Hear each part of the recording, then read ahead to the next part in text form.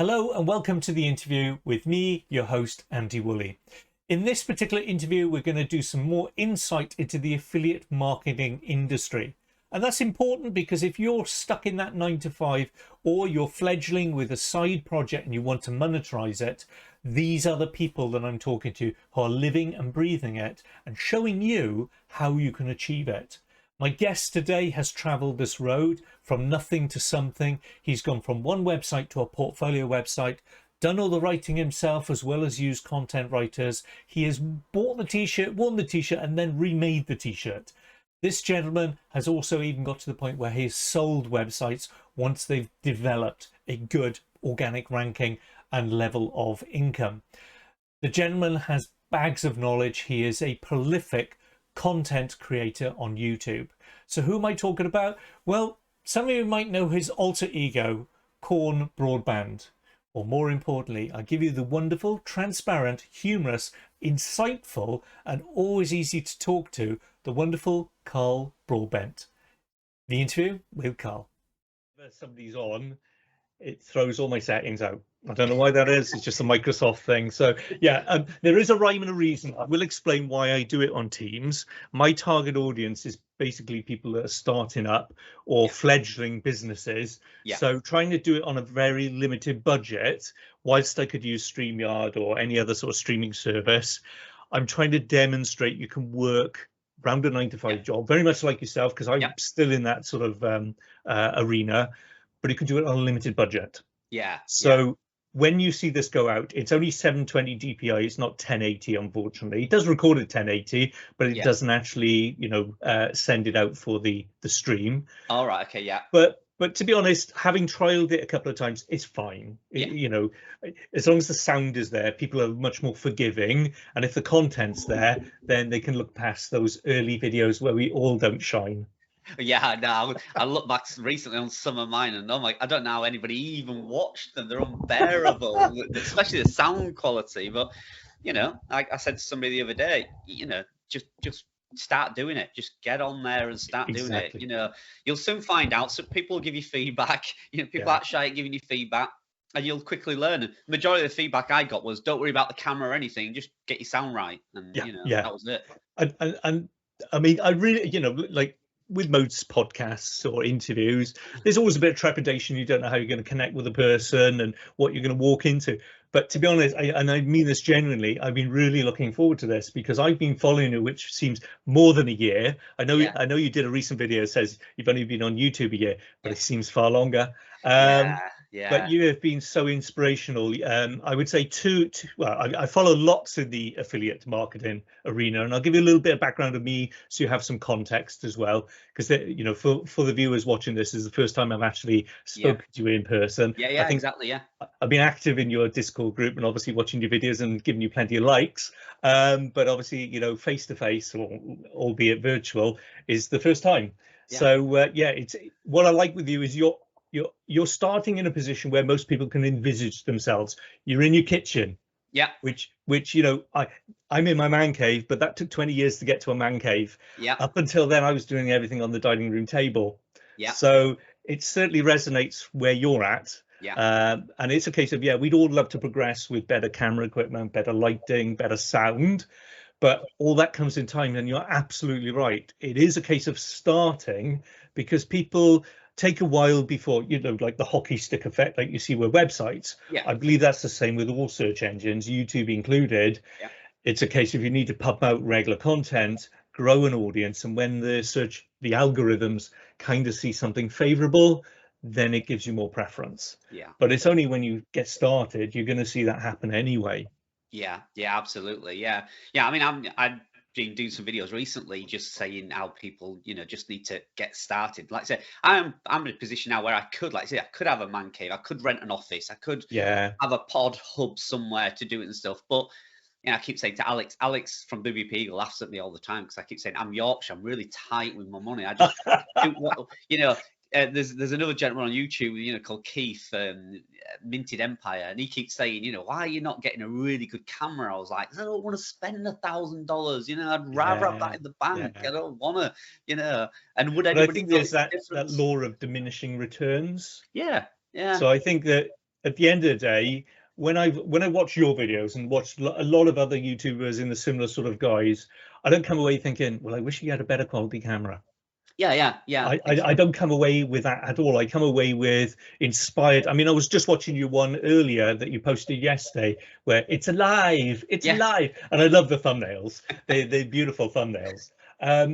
But it's a case of like, hats off to you, the mega site now at long last, because it is that fear and trepidation in the affiliate market, yeah, because lots of people will say exactly the same. It's not passive. You have to do so much hard work up front yeah, on the belief it's going to rank and therefore potentially earn you money.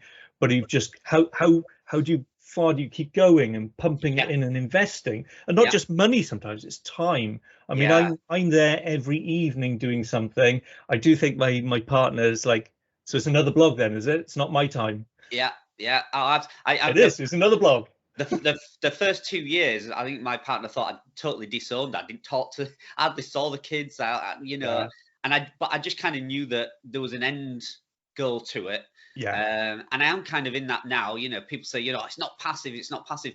Well, actually, I do want to argue that a little bit, because I yeah, think you get to a point where it is. yeah. I could take 6 months off now, and I think my income would be pretty much the same as it always is. Yeah. I, How- I always equate it to that dynamo effect.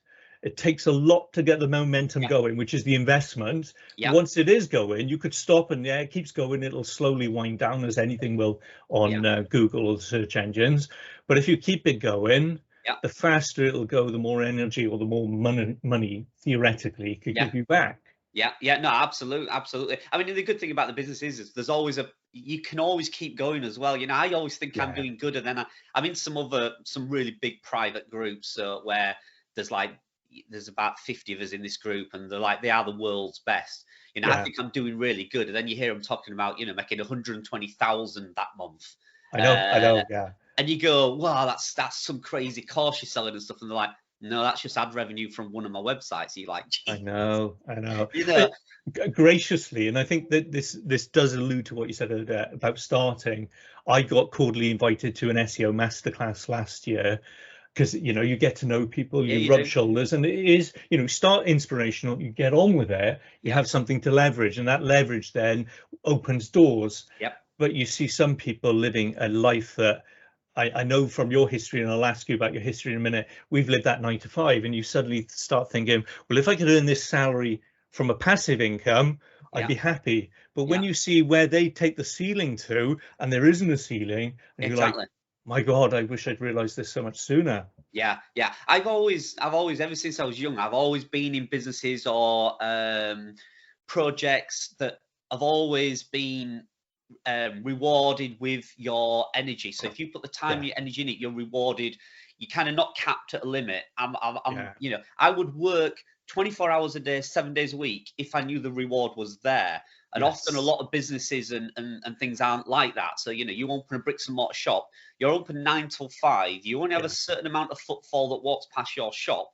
You only have them limited hours to trade. So that is your cap. You are capped there are at a certain limits. limit. Yeah, Whereas with this, it's kind of unlimited. So, you know, if I only want, let's say, I don't know, $500 a month, then I can get to that point and I can stop, and that's kind of my limit. If I then want yeah, to say, okay, next year I want $1,000 a month, I can get it to $1,000 a month. yeah, And yeah, then, but there's no kind of limit on it. And I love that type of business. I always think of it kind of like in manufacturing. I'd love to own a manufacturing plant where the more you made, the more you sold. I would just keep making yeah, and making and making, and yes, that's how I see it with blog posts. The more you make and the more you put out there, the more money you earn. So yeah. that's kind of what And drives me every day to keep writing.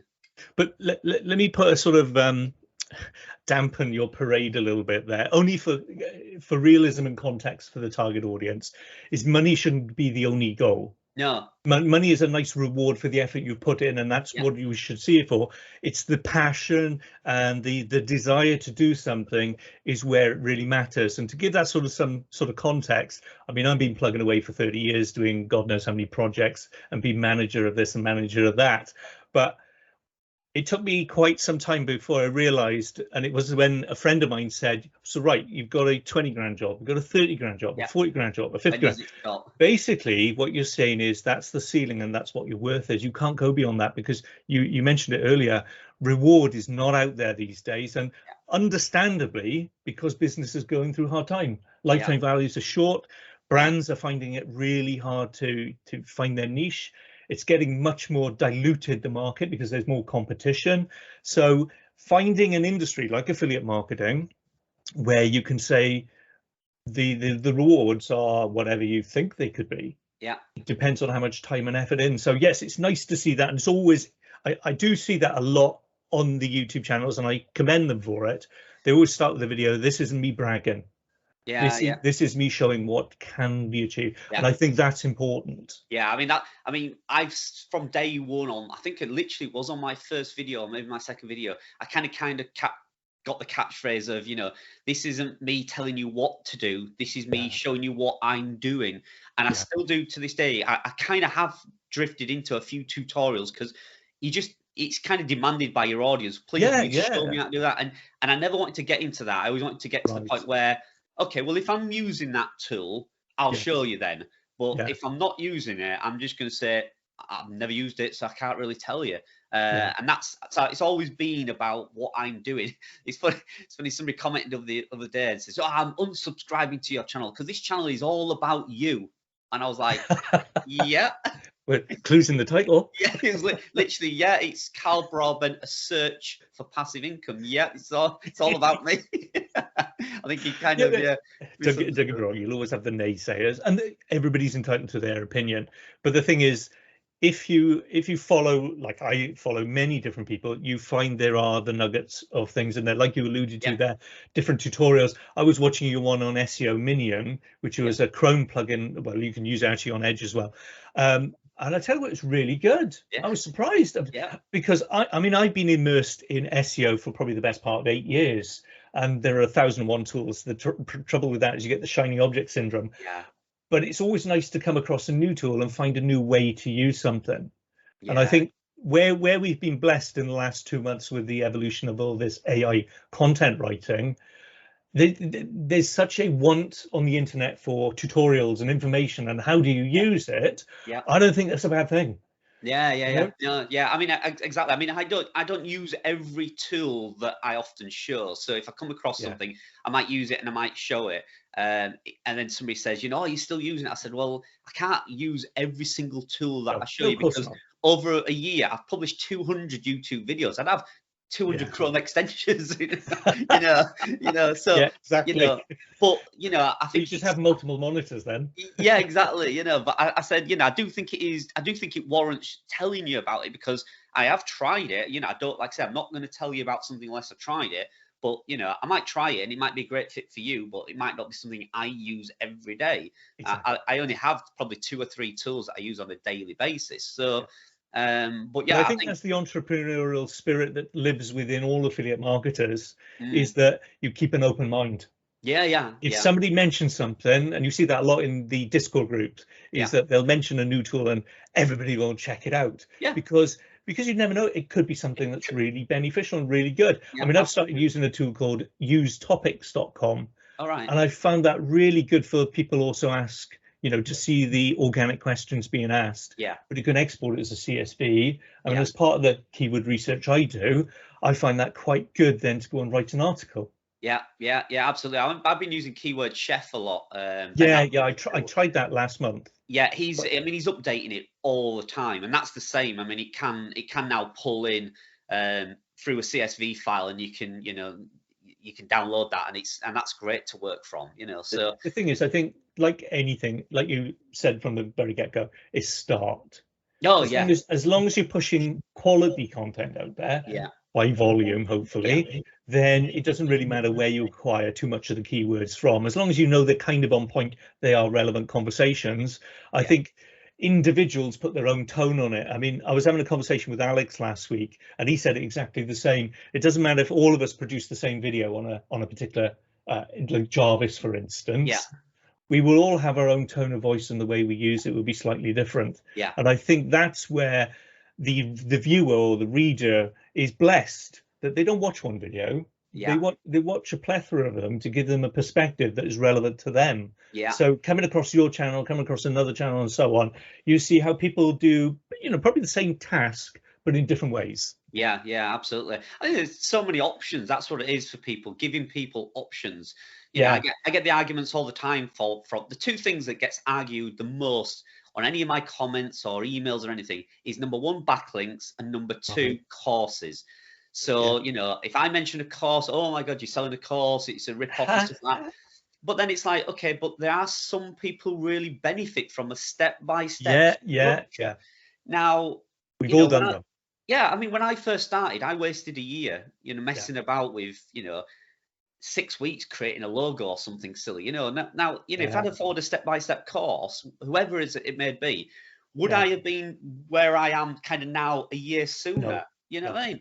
Who did? I met a good client many years ago, and what he said as a mantra has stuck with me. You don't know what you don't know. Yeah, exactly. Yeah, So yeah, whilst somebody says, "Oh, you know, you're promoting the course," you know what? If I am, I am, because you know what, the clue's in the title. I'm an affiliate marketer. yeah, So yes, but I didn't get here yeah, without having done my due time, my yeah, investment, having followed other people doing courses, yeah, because it's that knowledge that has compounded to a point that's made me the person I am today. But yeah, as I'm sure you'll probably agree, you're not stopped learning. yeah, You're yeah. still Well, learning. absolutely. I mean, you know, I don't buy many courses. I get given quite a few courses to obviously to review and stuff. But Yeah. there's one recently that I've, you know, I've considered buying and I probably will do, and it's by Shauna Newman, and Right. it's about buying expired domains and what you need to do when you get one, how you redirect them, and everything like that. Now everybody will say, well, there's loads of free information on that. Good luck trying to find a YouTube video that gives you a step-by-step roadmap of Yeah. Yeah. redirecting an aged domain in the right way, because there isn't one, because No. it's such a technical topic Yeah. that there's not many people do it. Number one, and there's Yeah. certainly not many people who give that information away for free. And you're going to spend weeks, if not months, trying to clear all Yeah. that data from YouTube. Do you know what? I'll just buy the 100 quid course and do And that's it. the key You know, factor, is that hopefully the audience watching this will realize is time is the one thing none of us are making. absolutely. So Yeah, saving your time yeah, by somebody who's compiled that knowledge into something worthwhile is yeah, worth $100. It yeah, is. yeah, yeah. So And if you were an affiliate and you were promoting that, then you're only helping increase the visibility of something worthwhile that's yeah. of value to someone else. Yeah, yeah, and it's the same argument, you know, with backlinks. People say, you know, well, you shouldn't say people should build backlinks. It's dodgy practice and blah blah blah.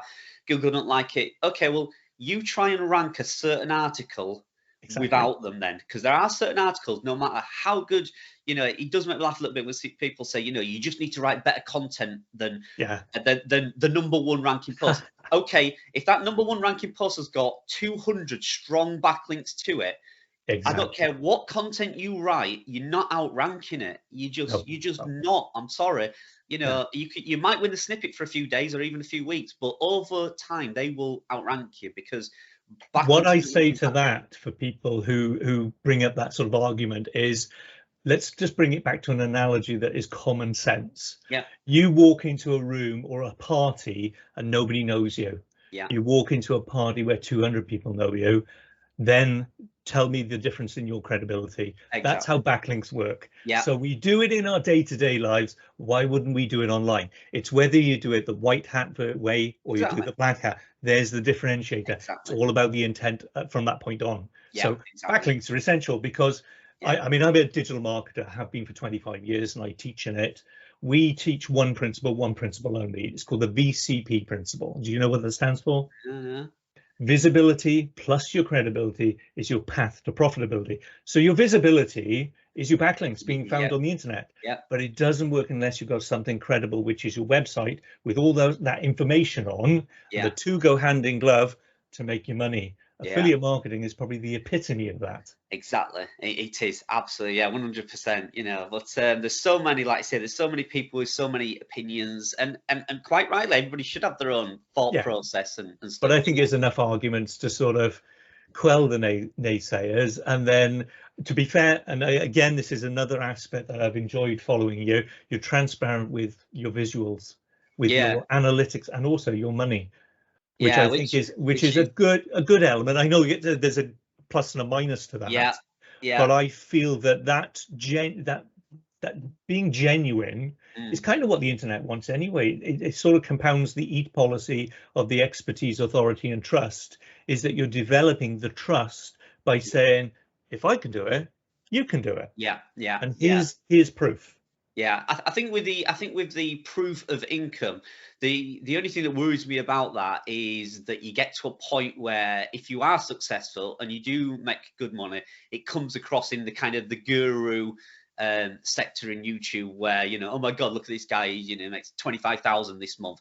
Might be because I sold a site, you know, so you are going Yeah. to see them, but you have to report it because it's what you've been doing every month. But then it can Yeah. come across like you're boasting, you're bragging, and you attract the wrong type of audience, and people don't know your journey, how you got there. So that's Yeah, the but only that's thing that does. ignorance on their part then.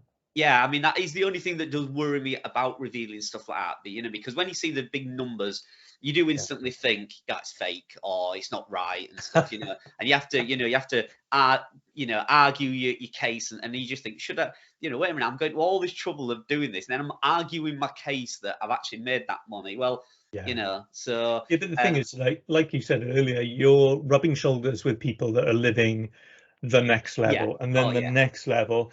And that's reality, because let's not be deluded. We know there are plenty of entrepreneurs out there that probably make millions in a year. I mean, I oh follow Ali Abdul, yeah, who's yeah, yeah, oh online, yeah, who's the medical student turned doctor. yeah, And he just posted a video, what was it, 2 days ago? He turned over £3 million. yeah, Now, that's not unrealistic, because think about PR. PR has been around for decades. yeah, Is that if you're a celebrity and you want endorsements and somebody's prepared to pay you money like the Kardashians for a tweet, you get offered stupid money. Now, is that because they're worth it? Well, yeah, that's questionable, of yeah, course, but yeah, it's because they're in that position that they elevated themselves. They're entitled to it, yeah. because you never know how long it will last. I love hearing the stories of how much people earn. I do too. That's why I do it, and it's something inside all of us, the curiosity of how Yeah, they get there. Like I say, I'm in one of these groups, and there is a big company in this group, and yeah, I won't name it and stuff, but we all use it, and they yeah, do have their own portfolio of websites that they use to test things on their income streams. And they have one website. It's earning something like 500,000 a month every month. It's a gossip. I can say that it's a gossip website. It's like one of these Hollywood yeah, gossip, yeah, and it earns 500,000 a month. And they yeah. use it for testing their tools and their software. And I Yeah. love it, And if you said that to somebody, they'd be like, oh, what a load of rubbish, blah blah blah. And it's like, No. do you not realize these sites, they are out there, they make Yes. Yeah. Yeah. could you imagine how much Wirecutter makes in a Yes. year? I mean, you're Yeah. 15, 20, 30 million. It's crazy money, Yeah. you Yeah. know. And everybody goes, But oh, you can't get there and stuff. And I've always had the mindset of why not? And exactly. when everybody Exactly. says something you can't do it, I always Yeah. go, why not? And this actual same gentleman in the Skype call yesterday, or Zoom call, whatever you are, said to me, you don't go from a website from 100 visitors a day and you wake up next day and you're at 1 million. And I know the analogy he was giving you, and I bounced straight back with like, why? Because I wanted to know, Yeah. can you? Exactly. Exactly. And I he mean, was if I like, had a website on COVID, I yeah, think it would have done quite well with visitors. exactly. Yeah, I'm one of these But guys in who go, 2018, yeah, yeah. I'm one of these guys that when I was in my corporate job, I was always trained to do kind of interviews. yeah, And there's one particular type of interview where you just say, and what else? And you just keep saying that, and then they go, yeah, well, I want this job because I really like working with people. Ah, okay. What else? And you just keep saying what else until literally they have dried up. yes, And I was like this on this call yesterday. I was like, why? It was like, well, of course you don't exactly, go to a exactly. million views overnight. And I was like, why? Why don't you? But that's the part that I thoroughly enjoy about being a digital marketer, is I learn every single day, and I do love business models. Yeah, And to give some sort of context back to what you just said there, is I've come across websites where I did some event management for a couple of years, and they are literally a plateau all year. But when it comes to yeah, just before the event, wow, it's a rocket, yeah, and you can have tens of thousands of people going on the website every single day. And then as soon as the event's done, it just slowly calms down and yeah, then carries along for the rest. yeah. So yeah, it happens. And It depends on what niche you're in. that buzz of it happened. I've had 2 posts go viral in 3 years. Yeah. And it was just incredible. I sat there all night watching it. I mean, you're talking about a website that was getting maybe 10 or 20 visitors a day, and one post just got shared. Where I think it was Google Discovery, something like that. and it went from getting, like say, 10 visits a day to I think over 48-hour period, it got about 15,000 views. Wow. So I was Yeah. logging on to my live, and it was like Can you 780 believe the people. numbers? It was crazy, and then it just like, and I saw it go up to a peak, and then it just kind of dropped off, and then back to 10 a day or something. And I've had it twice now, and it's the biggest roller coaster buzz ever. When you see, you just log at your phone, you go, something wrong with my Google Analytics here. 400 people on my phone, 500 live, 800 live, and it just kept going. Yeah, but that's the beauty of the unknown. Yeah. Is that these things that do go viral, you can't quantify them. Yeah, I know. When they happen, they happen. They're a beautiful thing when they do, and it's nice to have a taste of that. Yeah. But the thing is, plugging away, doing the videos, and I literally put a 6-minute video up yesterday that took me 2.5 hours to edit. People don't realize that all that back end work that needs to be done. Yeah. I mean, even just on a general one-to-one post. So, many people say, each post you publish needs to get 1,000 visitors a month to that post to make it worthwhile. And I don't. My expectations are a lot lower than that. And I'm kind of in the John Dykstra camp of, listen, if each post gets you 200, 300 visitors a month, you take that for life. So the next 20 years, it brings you in that. You add that income up, and that $30 post, or it's the long game. That is incredible. The return on that, it's simply amazing. So setting them expectations, but. But the thing is, we living more realism every day, because I think there's more stones being unturned. The internet is very much in its infancy. There's lots of areas, and I can allude to that in one of my affiliate sites. I go looking for some information to quantify the data to make it factual, and there's nothing. Which is great in some respects, because you think, well, I can plug that hole and I can rank for it. But ultimately, like you're saying there, where people are looking for that sort of content all the time, you just think, well, there's an opportunity. Why wouldn't I create the content? They still come around. I just randomly, people say, how do you find topics and stuff? Well, I don't have a website on this, but I found one the other day. We just bought a new card, newish, and it has a spider living in it, and every time I get in it, there's cobwebs like so when you put your legs in the driver's seat, you can feel the cobwebs on your legs. So there's a spider somewhere in that car. So I googled how to remove a spider from a car, and the top 3 posts were all about how to prevent spiders getting into the car. So you can spray peppermint oil around the seal of your door and things like that, but not one of them. I came away like, okay, I still don't know, how do I get this blooming spider out of my car? Not one of them told me how to do it. No, but that's what I love. I honestly believe, when we had the Medic update in 2018, I thought that was the internet saying, right, how do we future-proof for the next couple of decades going down the road? So you had all these agencies that say, well, we're a graphic design agency, we're a marketing agency. You can't be everything. You can be one thing. And niche sites are very much that. You're defining your topic of interest, building out the silos and the content clusters. But ultimately, that's the internet saying, yeah, we got years and years of data. I mean, I was listening to the news yesterday, because obviously the Big Four reported their big annual incomes. 700 million blogs go up a day. Yeah, I know. It sounds a big number. Yeah. But then when you realize how much people, 58 times a day, they reckon people look at their smartphone. Yeah. And I know how many tabs and stuff I scroll through in a day. It's long if you look at my search history. It's because we consume. We consume more now than we ever have. Yeah, and we consume shorter, snappier bits of information as well. I'm at this argument whether I've done a video now, bite-sized cow. It's all about shorts. People say, oh, I hate shorts and stuff. It's like, yeah, but who has the time now to read 2,000 or 3,000 words? Many people are in between interviews or in between clients, flick through, and you look at your phone sometimes for 3-4 seconds, and then you flick off of it. Short content, and we're consuming more information, but in a shorter period of time now. So you just moved on to TikTok as well, haven't you? I tried. Do you know what? Yeah, I tried it. I was absolutely anti TikTok. I think it's all dancing cats and women in tight pants. But my kids have said, no, there's a serious market there. And for me, it's always in my mind, okay, well, it's a backlink. It's something. It's another platform linking.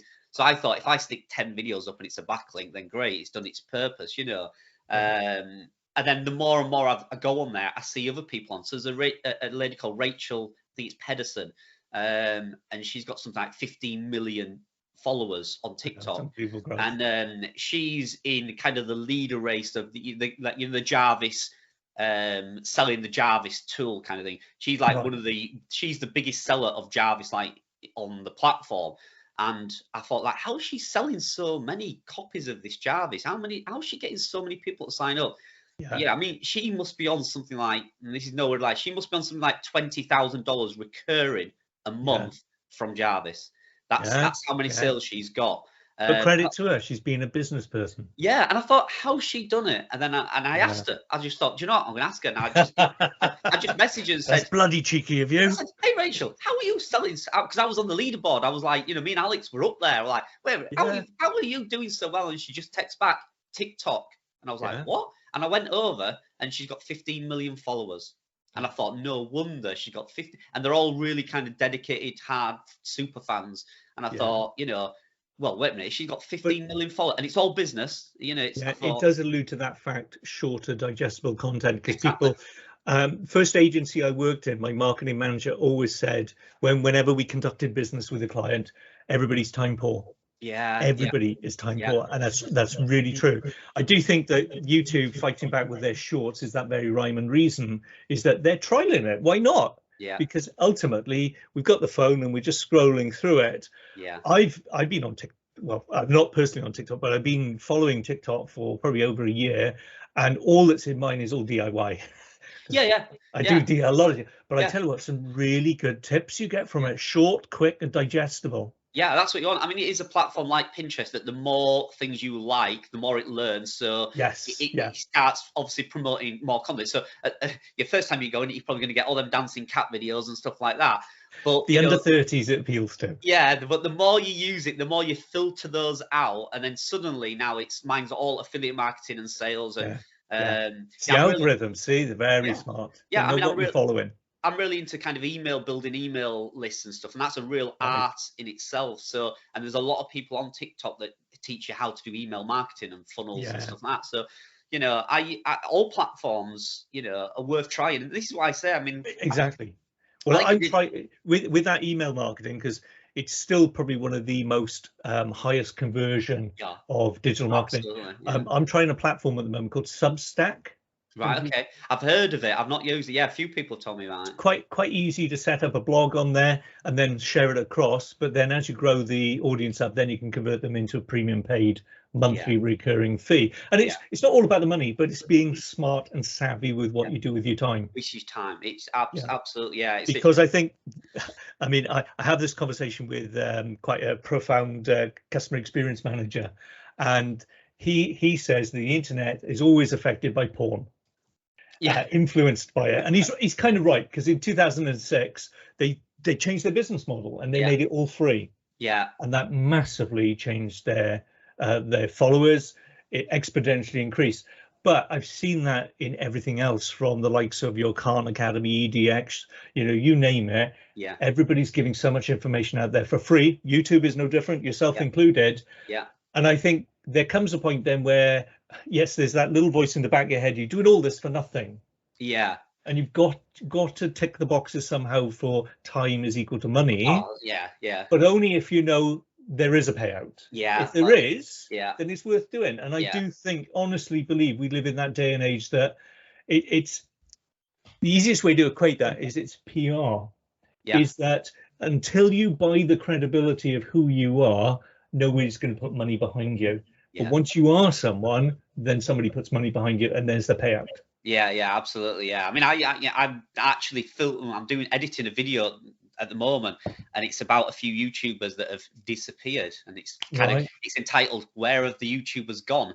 And it's basically because after talking to them, they just stacked up the numbers of, okay, so if I'm doing a video today, it's going to be a full day to record it, edit it, upload it and stuff. And what is the return on that for me versus building my email list up or writing some blog posts, and they've weighed up, and for them it's not financially worth it. And I can see that, because I do the argument all the time. I had a really heated argument in the comments with somebody who says, oh, Carl, your channel sucks. I'm unsubscribing because all you keep doing is mentioning affiliate products. And I'm like, shoot me. Yeah, this is what I Yeah, do for a living. You know, exactly. it took me 8 hours to make that video, Yes. and I put a link in the description, and Yeah, yeah. you're upset with that. I'm like, you know, you need to But reevaluate. I think you've reached that point where it's honest. You've bought the credibility, you've Yeah. demonstrated that you can walk the walk and you can talk the talk, and now you're at a point where you can say to the audience, you can trust me. Yeah.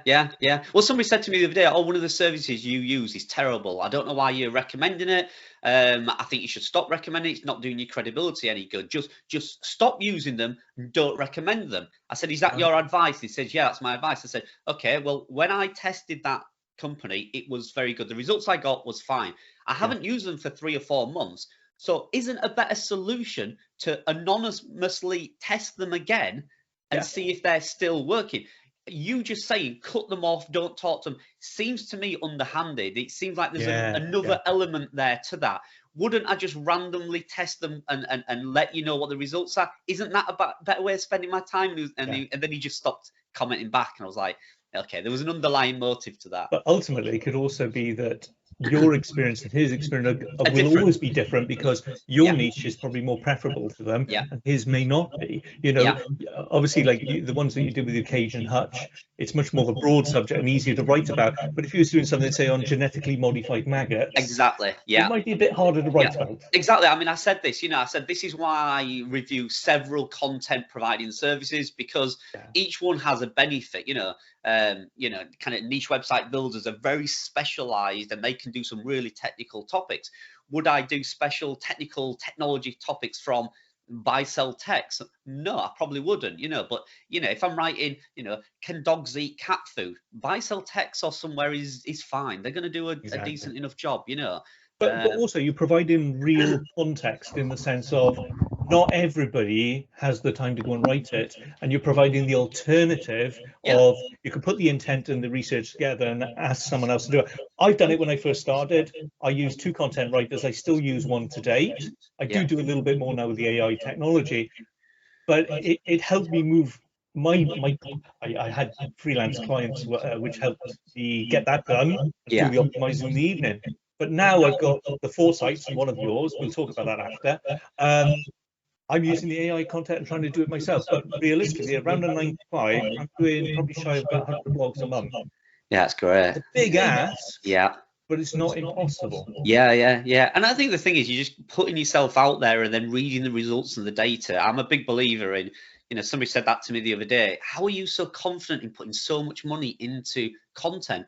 And I said, well, a lot of it I'm not. It's an educated guess on some parts, Yes. but Yeah. you've got to get the data, haven't you? You've got to do it, see what data comes back, analyze it, and then see what's working. Yeah. I'm a big fan of, if you put several topics out there, and then Google suddenly shows a bit of love for one topic, jump on it. Just Yeah. Yeah. you can do all the data in the world and say this shouldn't be working, but it is. Yeah. So why don't you Exactly. then get on board and write a ton of articles around that topic and forget Yeah. the other 9 topics that you posted that aren't doing very good? They might have their day later. Jump on that Yes. one topic while Google's showing the love. Capitalize on it. Yeah, yeah. No, well, I started one of my first site last June. That was after watching yourself and Alex. You were my two main inspirations, and I did a load of writing on it, and I paid a good bit then through the content writer, and then I just got busy. I've been busy through COVID, thankfully, touch wood, and I did nothing until February come along, and somebody said that I breached their copyright image, which I All right, had, you're right, but there was no other image on the internet, not even right. in the image libraries, because I pay for copyright images. But they were lovely about it. They said, you're not the first one, and you probably won't be the last one. Can you take it down? And I said, yeah, fine, no problem. So I looked at the site then, and that was back in February, and I was pleasantly surprised. Well, it made me think, how did it come to their attention? And Yeah, then when I looked at the analytics, and I generally, hats off, had not looked at the analytics for probably over 6 months, it had started ranking all yeah, those pieces of content. And I thought, well, I'd be a fool not to do something about it. So since February, I've been slogging away on that one site, and I've slowly been seeing that growing bit by bit. I might reveal that, and we'll talk about whether you should or shouldn't reveal a website. But then I also then had the opportunity of buying another site, and I'm up to 4 at the moment with the one I purchased off of you. But I kind of think you get that shiny object syndrome, like you said yeah. with the spider in the car. You start thinking, well, there's an opportunity to go and Yeah, write a website, and it isn't, the first thought isn't, oh, I can go make money out of it. It's not. It's that the opportunity or the excitement of writing something that's not there. yeah. Hmm. That you know, like obviously you're doing a broad niche at the moment, and you're against probably a lot of competitors. That can be hard Yeah, because you're thinking, how do I make something better? But if yeah, there's nothing there at all, that's quite interesting yeah, because the my main one is all in the gardening niche, and it would seem broad, but it's not. It's quite niche what I'm looking at. But when I'm up against very traditional sites that have been around for decades and they've got no information on their sites at all, I'm like, how can that be? yeah, yeah, You know? And I'm yeah, just all of a sudden then the ideas come flooding in your head. I could do a video on that, and then I yeah. could do a timeline on that, and then I could write about this. And I'm like, there's not enough hours in the day. Yeah, yeah, yeah, absolutely. Yeah, yeah. I mean, I jump from site to site. Yeah, I tend to go with what's working. So, the mega website for me got put aside because another website, the one that actually sold my high ticket item, was doing really good.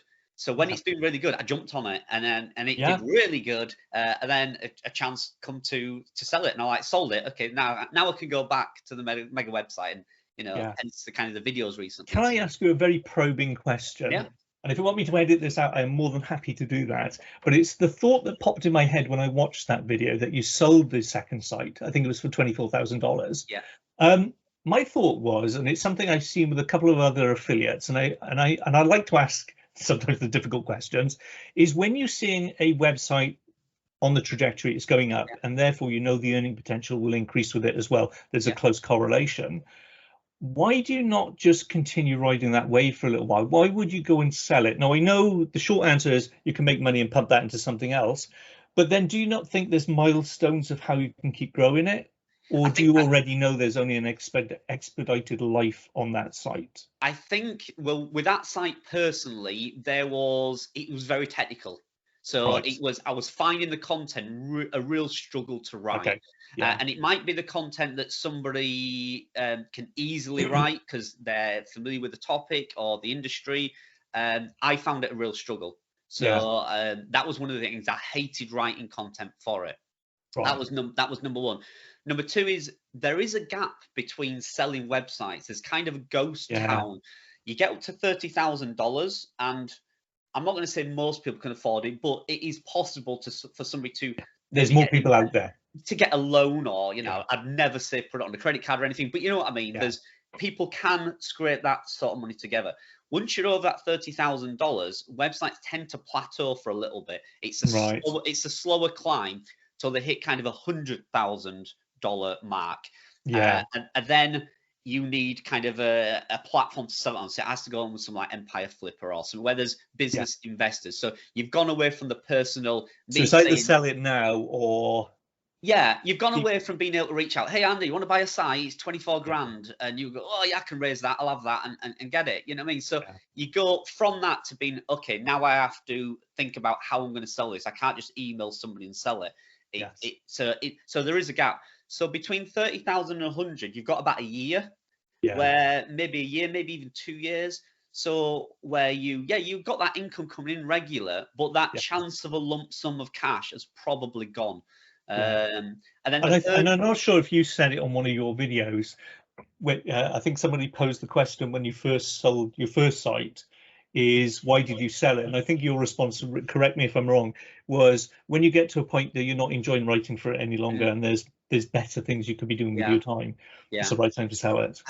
I get bored very Yeah. quickly. I resist. My wife says you're the world's worst. Jobs, careers, I tend to flick from because if I'm not happy at doing something, you only live once. I do not want to Yeah. wake up every morning. I have a friend who's in a job at the minute, and I really feel for him because he wakes up every morning and he Yeah. dreads going to work. Yeah. Yeah. Why live your life like, I know you got to pay the bills, but Yes. there Yeah. has to be another job that you like better than that can pay the bills. So, all right, don't leave your job, walk out, and leave your family stranded. Find something first, And transition. but try and find something. Don't sit there and get Yeah. depression and sad. You just don't do it. So, Unfortunately, I'm probably a few more years older than you, and a lot less hair I as don't know. well. But yeah, I was brought up with that mentality of college, uni, good job, career Yeah. progression, Yeah. you know, and then you get a pension. Now we know that's fragmented. It hardly works these days, and people are going to career hop because lifetime values on businesses are shorter. But having lived that 9 to 5 and hating the job, yes, I've been there. Yeah. You're counting down the clock. You can't wait for the weekend to Oh come yeah. around fast enough. The Yeah. weekend goes too quickly and Monday comes all around too fast. And I think there's a song that actually epitomizes that as well. Then you clearly are in the wrong job. But I knew that. Yeah. But I always think it's like Russell said, you don't know what you don't know. When you become aware of that, the other half of that solving the equation is how do you transition? Yeah. And it's Yeah. taken me quite a few years. I mean, I worked for 2 agencies, then I worked client side, then I went freelance, then I ran my own company for 12 years. And then eventually, I'm in the giddy mix of working for a client, teaching 2 days a week, and then trying to run a portfolio. It's a bit, I've got bigger plates that are spinning. That's all I'm saying. Yeah. But I Yeah. kind of like where my life has led to, Yeah. but it took too long to get there. Yeah. So like what you're, and I'm sorry I'm talking too much, but for those watching this video, we're not saying if you're not happy with your 9 to 5, jack it in. It's not. It's that you have personal time. What Yeah. do you choose to do with that personal time that can transition from something you don't like to something you do like, or you can certainly stomach a little bit better, is your choice. Yeah. Well, I was lucky with my job because it was, like I say, it was a corporate job. It was quite, Yeah. high up management level. And I was really good that I actually got involved. Kind of the boss really got involved with what I was doing. And Yeah. basically took the Michael out of me. If anyone knows what that means, basically taking the Mickey out of me all Yes, it the time, does. pretty much all the time about it. And he Yeah. laughed and he joked, and he was not afraid in front of big crowds to take the Michael out of me over it. Oh, Carl wants to be a YouTuber. Carl's doing this, and I remember the first ever article that I wrote. I showed him, and he Yeah. ripped me to shreds for the grammar, the spelling. And Yeah. it taught me the best lesson ever. I was like, right, I am never publishing an article until I know it is as good as I can get it. And I, started, proofreading it and, Yeah. showing it to family and getting their opinion. And it taught me a really valuable lesson to that. And slowly he got on board with it. And then obviously I don't work for him anymore, but he's still now in regular contact. How's it going? I can't believe how much money Nice. you're making. You're doing incredible. Yeah. And that was a really good transition because I went from full time and I said to him, right, I don't want to quit my job and do this business when I'm not in a position financially to pay my bills. And he said, no, you're Yeah. not doing that. You are not doing that. And I was so blessed that he was like, right, I will drop your position down to 3 days a week, but I'll Yeah. keep you at the management level and salary, which was unheard of. And he was like, Yeah. because I want Nice. you to succeed. And I was so blessed that he got on board and helped me do that. So I was managed to, slowly wean away from the corporate job and do more and more until the point Yeah. where I was like, I was going in, I was saying to people, and I think seems awful saying it when I think back, but I was saying to people, because they, obviously they were earning 70, £80 a day for doing, a supermarket job. Good luck to them. But I was like going in saying, this isn't worth my time coming in today. And they were No. like, how rude of you to say that. I'm like, I'm Yeah, not but you're just being real. yes, I'm not being Yeah. rude, but I think my business is suffering coming in today Yeah. doing this. And they was like, well, don't be here. And I was like, I do love my colleagues. I didn't mind the job. But yeah, it got to the point where it wasn't worth my time. So Yeah. I had to do that transition. But luckily by then, I was in a position where I'd built my salary up. I'd always said I will not quit until I'm earning double what my salary was. When I'm Yeah. earning double, and I leave, I have a leeway. I've 50% leeway. If all Yeah. goes wrong, a website crashes, I have some leeway. So Yeah. I was lucky enough to transition into it smoothly, without any kind of financial risks. So I think that was a the other blessing. context to that as well is it's not just about the money, it's about the value Yeah, of how you spend your time. Because I'm sure you probably have a similar mindset to most affiliate marketers is I could be doing this, or I could be writing a blog on this, that, and the other. yeah, You find that your mind skips to other places. yeah, I find that when I have days where I'm working for the client, because I work 3 days a week for them, but it's really challenging. It's a lovely, interesting project. And I won't bore you with that, but needless to say, we're doing some really interesting things on affiliate marketing at the moment that are devoid on the internet, and therefore are my sort of knowledge base that I'm Yeah. going to put a video out, so it's Yeah. worthwhile doing. Yeah. But likewise, I'm thinking, yeah, but I could be in the house and I could be writing this and I could be writing that and investing, because there's no greater pleasure, I think, as an entrepreneur, aside from being an affiliate marketer, than seeing your own creation develop, Yeah. Yeah. Yeah. be that one site or be a portfolio. I think as well, I mean, I don't know if you feel the same, but I just really feel it's kind of a mindset. There's a real mindset to it for what you could be doing with your time and how your time's best spent. And but it is a fine balance. Yeah, I'm still not good at enjoying the time off and the freedom that this has given me. I'm still not good at it, because the minute, I play golf, and the minute I go out and play golf, I can literally be on the first tee and I'm like, did I publish that article? And did she write back? That's And bad. I do That's find bad. it really difficult to switch off, Yeah. and I do get it as well. yeah, and honestly, if I can teach anybody to do anything, it's really managing that time. And it sounds really cliche. I did the video yesterday, right? And I did something slightly different in it, living and learning. And then I took the boys to badminton then last night. And on the way driving there, they're listening. They don't communicate in the car, do they? No, I was thinking, I could have done a different intro. Yeah, and yeah, it's just crazy. Your mind just keeps going, but you do need to find that fine balance, because it will drive you mad. I've just posted a short today saying this will not grow your website, and it's literally things me like saying looking at your Google Analytics will not grow your website. Watching TikTok will not grow your website, because we do. I'm always thinking about what things I can do to my business better. And but that said, I think you need that yin and yang effect, because that life experience gives you ideas as a catalyst then for what you can convert. And the other side of that coin is we all have partners who sort of draw us back and say, right, family day is on a Tuesday. Or you're not doing something today because we're doing this instead. So I mean, I've always been head, my partner's always been heart, and that's a sort of balance.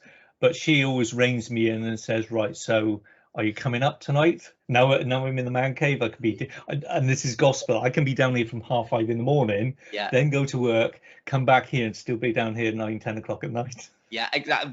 That was exactly me. Exactly me. I've just learned to, like I say, try. And my wife's the same. She's a teacher, so she's very, like 5 o'clock we do tea, and 6 o'clock we do this. You've got to have some routines.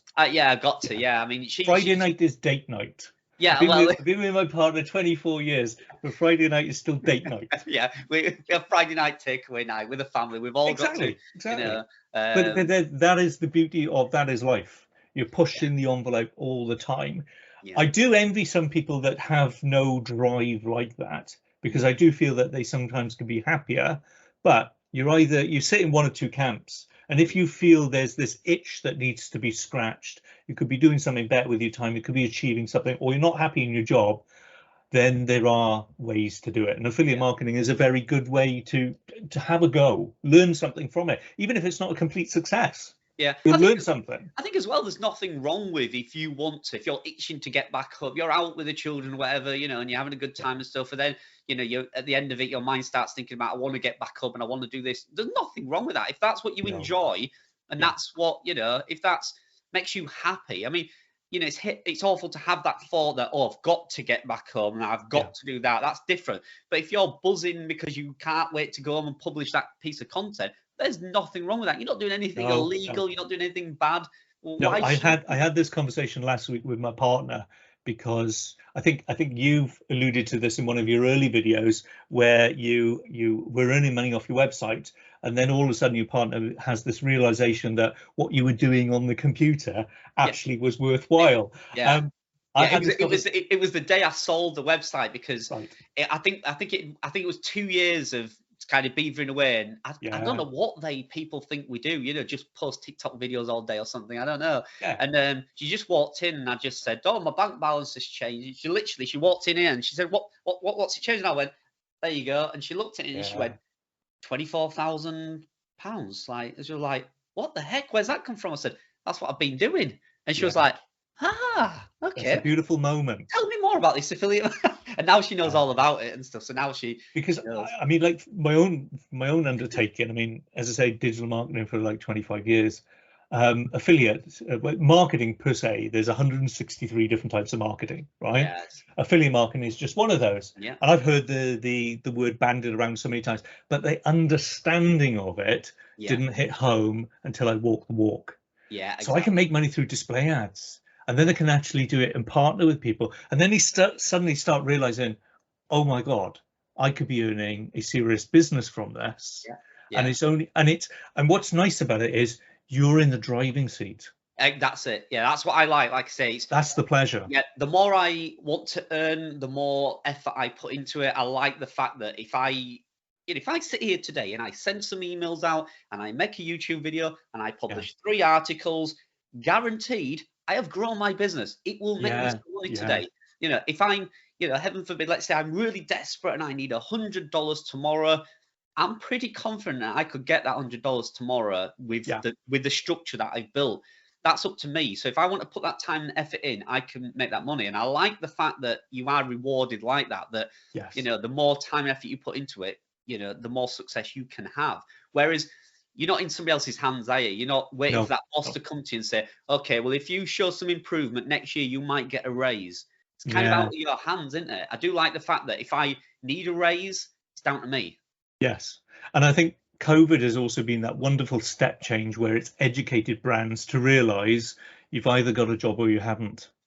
Whereas Mm. affiliate, you're shrewd enough to know diversity is the key to success. Yeah, So absolutely. you have them in different niches, and some may go up, some may go down. But then when you hark back to common sense, people that are mega rich, they have a portfolio, Yeah, and a portfolio where they're doing property or shares or venture capital. They're not stupid. They put their money about. It's the same approach in affiliate marketing. yeah, Once you've got one website, you think, well, what else could I do in a different niche that is exciting to you, maybe yeah, totally out your comfort zone? I mean, I'm doing one now, which is in the health game, and I have to learn so much bloody Latin. yeah, And I never yeah. thought I'd have to learn Latin, but hey ho, I'll give it a go. Well, it's opportunities as well, isn't it? It That's is. it It is. is. There is It's dinner so many. party conversations to bore people and put them to sleep. Yeah, well, I mean, it's like I say, it's opportunities. It's like we mentioned with TikTok. That I just saw that as an opportunity, really. You know what I mean? So, Yeah. what's stopping me giving it a try? There's nothing. There's only my mindset that's stopping me trying it. And you just never know, do you? You don't know No, what's no. you don't know what's gonna. If you look at some of the really big, people like Pat Flynn and stuff like that, he talks about he never dreamed that his podcast would be like the most valuable thing Yeah. he's ever had. Look at some other people and they'll say their email list is the most valuable. They never knew this. No, no, They never no. knew this. It was just these opportunities came, and Yeah. thankfully they started a podcast. They started an email list, Yeah. and that's what took off for them. So unless you try things, you're willing to try things, you just never know. There's no magic button. Who Yeah. knows what it is? Sometimes it happens. We don't know why, but if you're not Yeah, trying but I these, think part of that success is each one of those people you mentioned there, for whatever they're known for, mm, is the target audience decides where the value is. yeah, yeah, And, true, yeah, and sometimes, and the trouble is, you don't know that yourself, or yeah, nine times yeah, out of ten, you don't know that yourself.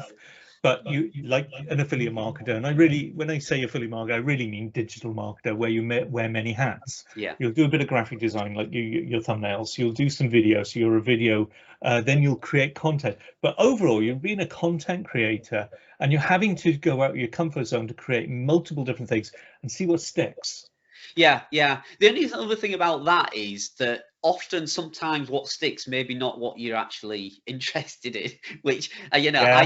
I tend to find. Again, I did a video on this yesterday. I don't know if I published it yet. I've got a lot of videos in scheduled, ready to go out. And again, it was about being kind of pushed down a rabbit hole by YouTube into the kind of videos YouTube wants you to make, because Yeah. you publish one video on something I really want to talk about, gets no views. I Yeah. publish a video on a topic that I really couldn't be bothered about, and it gets thousands of views. So YouTube's saying to you, if you want to make money on YouTube, you want to get views, you need to. Yeah. And it's like, and I did this video yesterday, like, don't get pushed down that rabbit hole. I don't want to be waking up and making videos each day about stuff I don't want to talk about just Yeah. because it pays. No. That's No, not how you because want to be. ultimately, I think you define your brand in the long term. Yeah, What yeah, what are you known for? Yeah. And I see that with some of the YouTube videos that are pushed out there. They realize where the algorithm will give them more return, but is that a real reflection of who they are and what they got in there for? And I think, yeah, whilst you may be doing that initially in the short term for the money, and fair enough, everybody's got their own game, I think long term it leaves you with the taste that you start losing interest. Yeah, exactly. 100%. Yeah, it's exactly it. I mean, I know on YouTube and yeah, probably other platforms as well, I'm kind of known for kind of keyword research. But Yeah, it's as soon as it seems to have a business that does keyword research, but it's not actually the part of the business that I enjoy as much. yeah, I enjoy kind of helping people. I enjoy just reaching out and going, "What you stuck with?" You know, there was a YouTuber yeah, recently who, you know, did a video, and I came across her channel, and in a video she was saying, "I don't know how to do screenshots. I don't know how to put my logo on there. My logo's too big." And I was so keen to like, and I've yeah. commented about Because you 10 knew the times. answer. Yeah, I was literally commenting. I've commented and saying, reach out to me, Yeah, because a 10-minute conversation with me, I could probably get you off on the right track instantly. You know what I mean? So just, yeah, and I like that. That's the part I like. So although I'm known for keyword research, and I could probably earn more money than anything, focusing on putting a dozen videos out about keyword research, putting a, I don't yeah, know, digital product out about keyword research, pushing my business, my keyword care service, and I yeah, don't, because although, you know, it is valuable for people and it is part of my business, yeah. it's not the side of it I really, really want to be, you know, No. famous and known for. I want to kind of be known for the guy that shares everything he does. He shares his successes, he shares his failures, and he helps people. Yeah, That's what I want to know. I want to be known for the guy that's, you know, he helped me get my website started. He helped me fix my, you know, email list or whatever it may be. That's kind of what but I that get. gives you a sense of satisfaction and Yeah, fulfillment. Yeah, yeah. I get that. There's nothing better than the emails I get and I get Yeah, them all the day, and I find them crazy. You know, I get emails each day going, "Oh my God, Cal, you are the absolutely the best thing ever," and I'm like, whatever. Yeah, that's, you know, you try to tell my wife that and my kids that, you know, hey kids, I'm the best thing ever. You know, I print find that it out, crazy, put that but in a frame, put it in the kitchen on the yeah. wall, and see if anybody responds to it. But you know what I mean? But if it's a piece of advice I've given something and it has Yeah, transformed their lives, as in, you know, they've gone from working a job that they really hated to now having a successful website and a job they love, then yeah. great, you know. No, And that's there is. I think it's the law of reciprocity, where when you give something, there is a satisfaction you get from yeah, having given something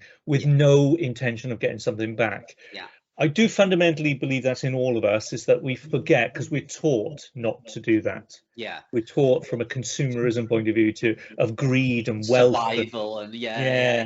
yeah, But ultimately, we're social animals, yeah, caring for other people. And I think in some respects, COVID has sort of compounded that and reminded of us to care about the other individual. yeah.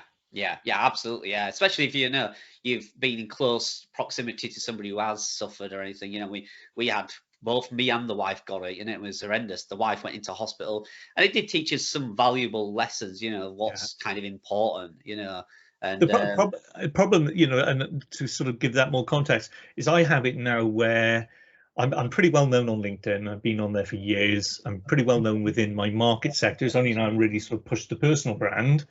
But I have a small agency and I've been running that for a number of years. Sarah, Scott, and myself were in there. I never wanted to grow it to a massive agency yeah, purely because I hated what agencies could become.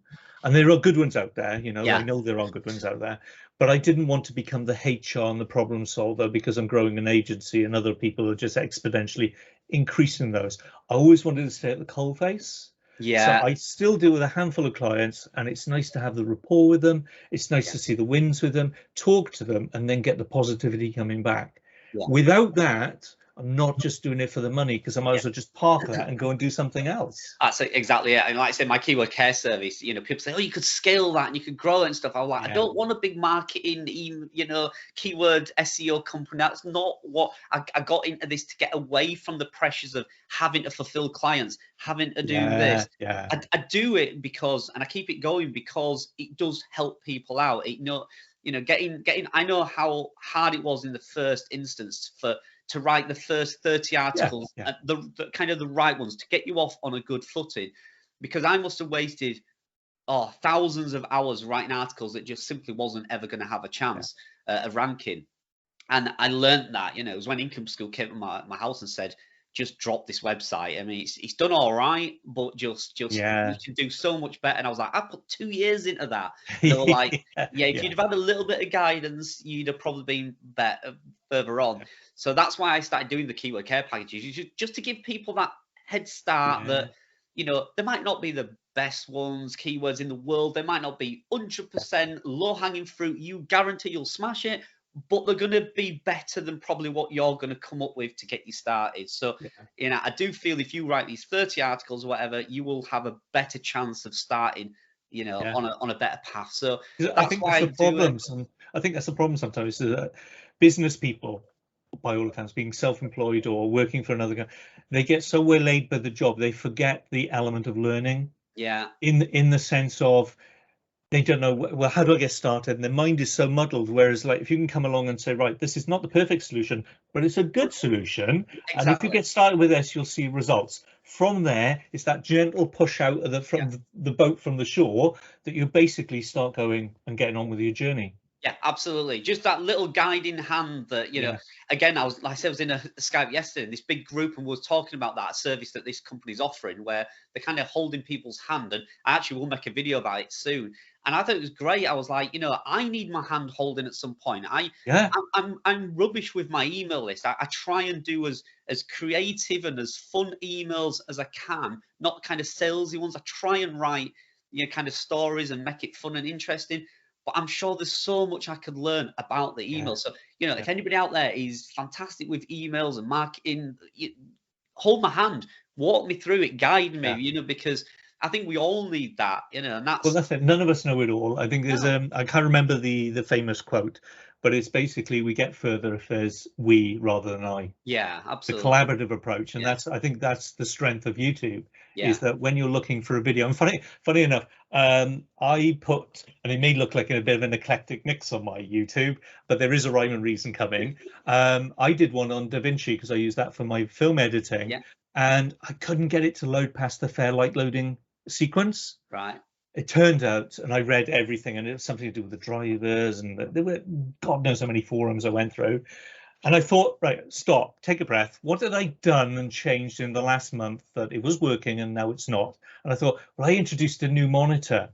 So I got 3 monitors instead of 2. And I'm thinking, well, maybe because that was the primary monitor, that was robbing, it's not seeing that driver and it's skipping past. right, So I changed the primary driver.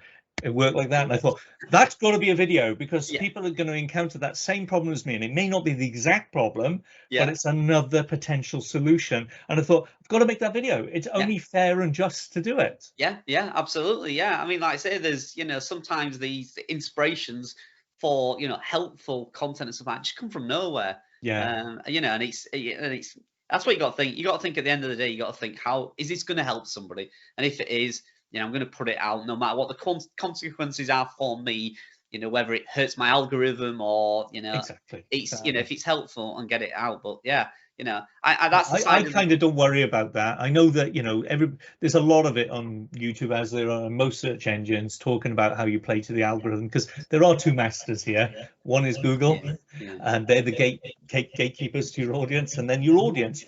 But I kind of think longevity says if you've got value, your target audience will educate Google. yeah, yeah, yeah. I do find with YouTube there is a balance though. Because obviously if you're putting 8 hours into putting a YouTube video out, I can't have that video to get 200 views because it's Yeah. just, as much as I say this and I want to help the audience and I have to have a return for that 8 hours. Yeah, It's of a course. full That's, day. that's being a business It's person. exactly, so I have to be some return. So it does worry me a little bit. Hence the reason I did the separate channel for shorts. The Yeah. reason is I've done one live video. People always say, why don't you do live videos all the time? Well, I did one live video and I was getting on average around 2,000 views per video. Every Wow. video I put out, 2,000 views, which I was really happy with. I Yeah. did one live, and then the 6 videos I did after that all crashed, all got like 100, 200 views. Right. Because I don't know whether YouTube just went, wait a minute, what is this? Is this now a live show? Why are you doing lives? Yeah. And it affected the algorithm. And I put, like say, almost a week's worth of work into them 6 videos, and I got Yeah. no return whatsoever. And it wasn't even value for my audience because they never got to see them because YouTube wasn't pushing them out and stuff. So I eased off. I didn't do another live, and then my views came back up. And then what I did is I produced a short, and I put a couple of shorts onto the channel. And because my videos are 10, 15 minutes long, I think YouTube likes my time scale length of videos.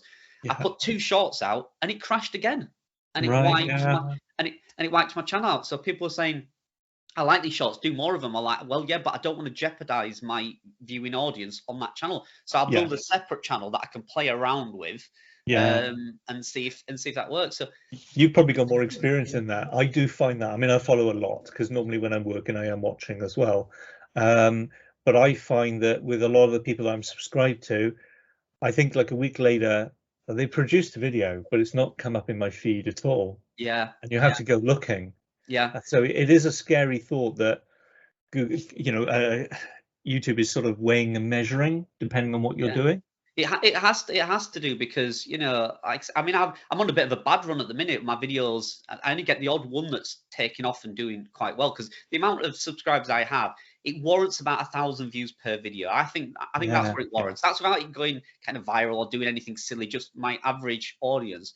And at the minute, I've been getting 200 and 300 views. And I've looked back on some of the videos and thought, that video doesn't warrant 200 views. It really doesn't. But then you start questioning and asking the audience. And it's like, well, I didn't get a notification from it. And it's just simply YouTube. You get disheartened. It's like, oh, that video was terrible. I'm never doing a product review ever again. You know, but it's because YouTube just hasn't pushed it out. So I do find with YouTube, it is very, I don't want to play to YouTube. I don't want to get into that game, but I do think about it, you know, how will this video influence my channel? Because it can affect your numbers, and I have to think about that now, you know, because because I try and work 5 days a week, you know, and if 3 of those are taken up with making YouTube videos that nobody's going to see, it's not a great business thing. So hence the video coming out where all these YouTubers gone, because like I said, they've realized that it is financially more rewarding for them to do other things rather than their YouTube channel. So and I think that sort of yin and yang effect, being employed or self-employed, it's a case of you're always adapting to what's most viable within the business. So being aware of that is obviously half the problem. So you can go and solve it when you realize there is a problem. But then you've probably seen that. I mean, I've been an advocate of SEMrush for over 10 years, and you see the history of some websites, and they've really done well, and then they've suddenly dropped off a cliff, and then they've just come back to something comfortable. And you think to be that business owner where if you were reliant on that income, that's a scary time to be, because you did all your hard work, you did all your investment. It's the algorithm deciding really where the value is, not the target audience. Yeah, absolutely. I mean, my Hutch and Cage, you know, I was at the first, after about 18 months, it was at the highest it had ever been. It was up at like 140,000 page views. It's making about $4,000 a month. I thought everything was rosy. I thought this is just going to go to the moon. You know, this is $10,000, $20,000 a month income site very soon, no problem. And then one algorithm and it just dropped. And, you know, I spoke to many people who said, yeah, I must be doing something wrong that can fix it. And I actually got to speak to a gentleman called Laurent, and he's like one of the best SEO guys in the world, hands down. He's one of these guys, you know, they do SEO competitions.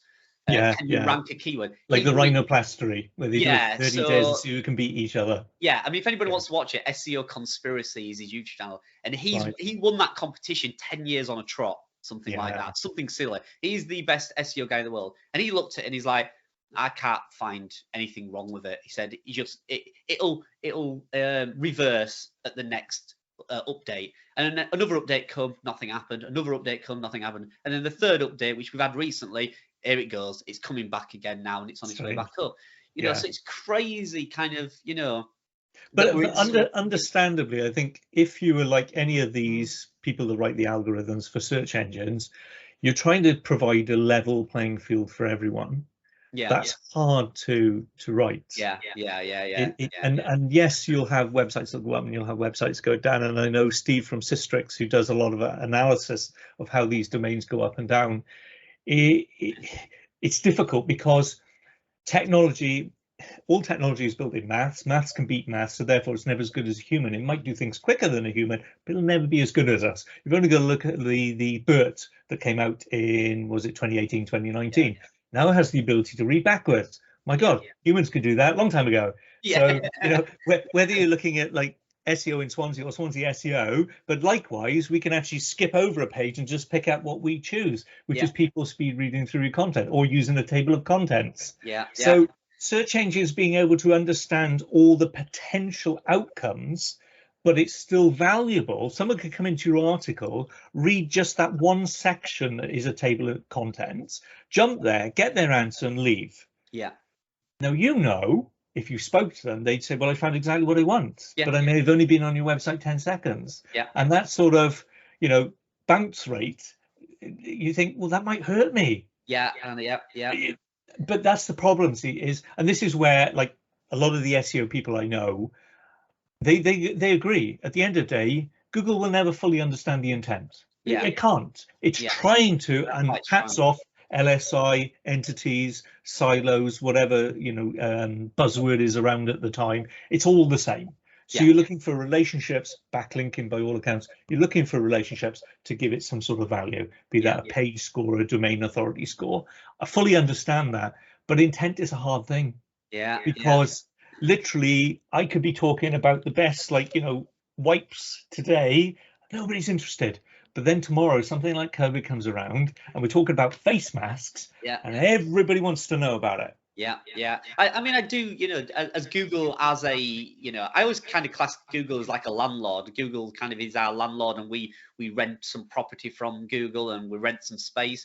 And I do understand why they do these algorithm updates and stuff. It hurts like crazy when you do get hit and you can't understand it. And there may be no reason why, it has happened. I mean, this gentleman I was speaking to, SEO Conspiracy, he said he worked for Google. He was one of the original developers and coders. And it's a long story, but he's like kind of blacklisted from every Google building in the world now, so he's a little bit black hat. And, even he said, some days somebody just punches a 1 into a program instead of a 0. It's as simple as that.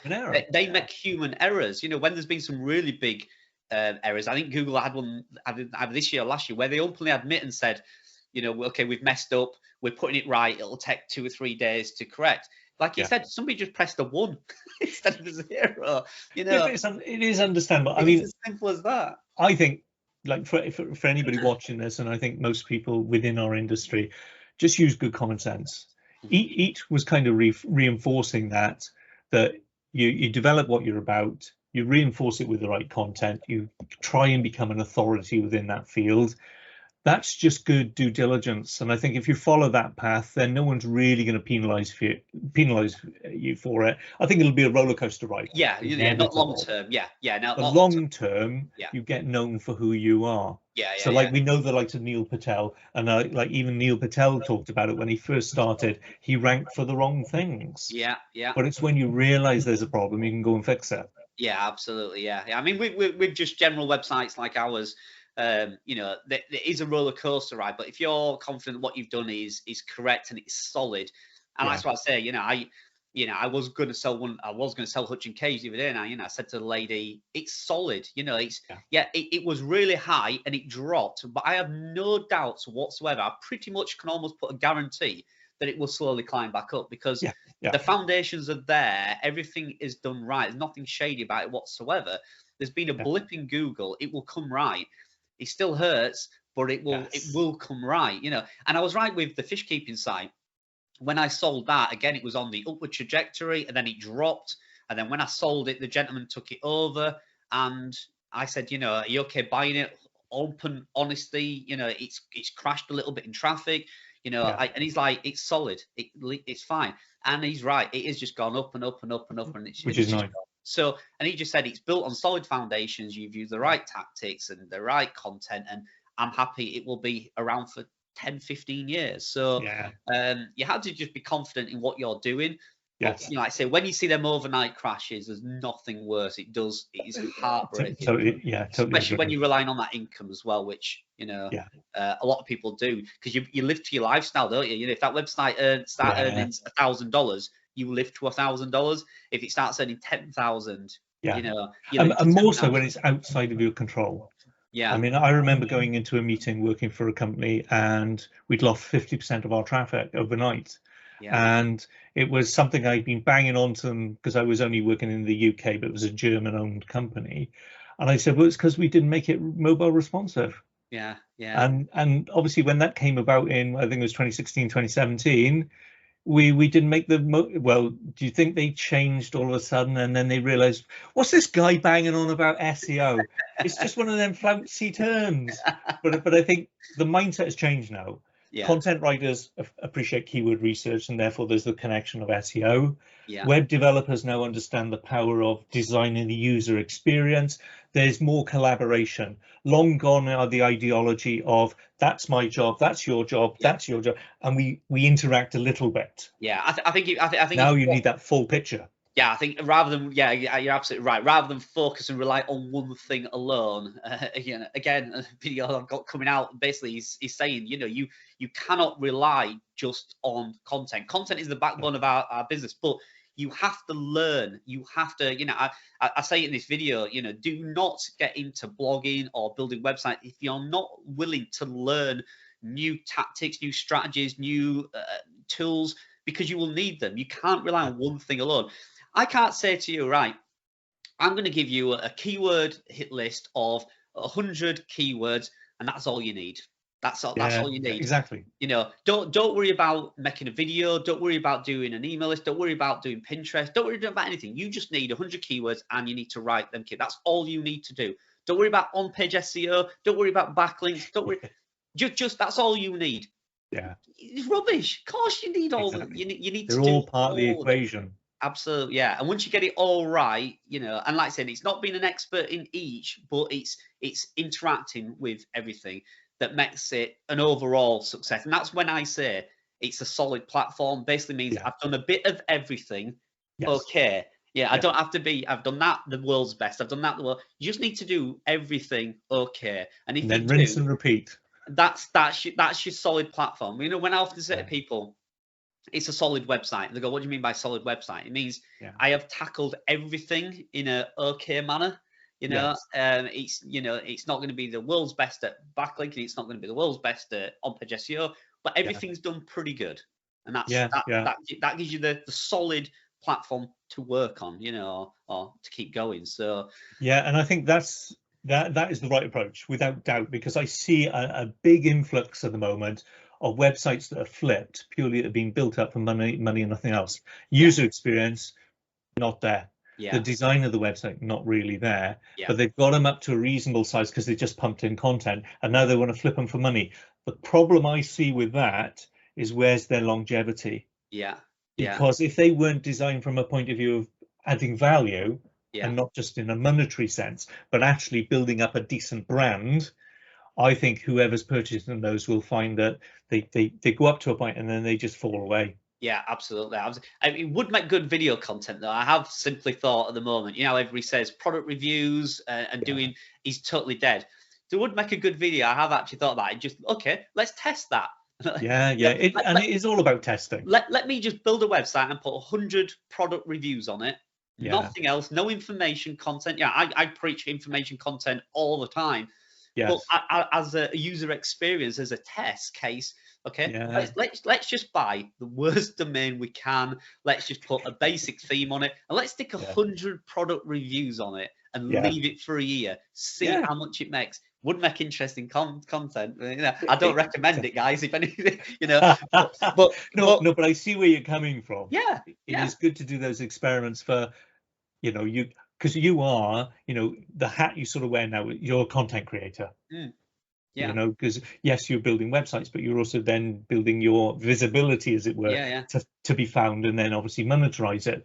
So your art is creating that content, but part and parcel of that is seeing what works and what doesn't Yeah, work. I love test. I say it in all my videos: test, test, test. Just Yeah, do it.